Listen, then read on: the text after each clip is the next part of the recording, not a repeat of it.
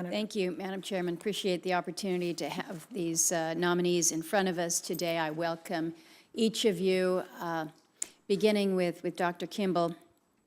I note that you've been with the USGS since 1999. You've served as its acting director for over a year now.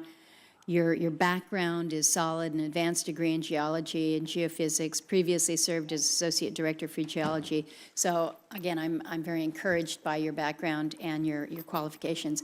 I received a letter from a former Alaskan and friend and former head of USGS, Dr. Mark Myers, and he speaks very highly of you. Now, at the same time, Dr. Kimball, if you are confirmed as director, you still have a pretty considerable task ahead of you. I think you recognize that. Many of us believe that USGS has suffered from no small amount of mission creep in recent years. I'm a little bit concerned that some of the agency's newer priorities are perhaps pushing its core foundational missions to the margin. I think we see that particularly when it comes to the Minerals Resource Program, where funding has been cut by roughly 1/3 over the past decade.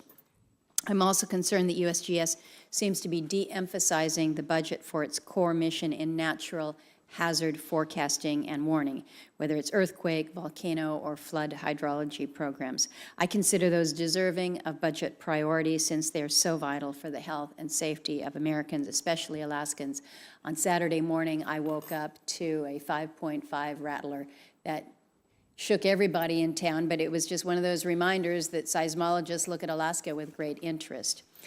In my questions, I'm also going to very briefly touch upon the King Cove road issue. As you know, this is an issue of major significance for me, not only because of its impact on the health and safety of Alaskans in King Cove, but because, in my view, it's emblematic of what I think is a need for more balance from Fish and Wildlife Service.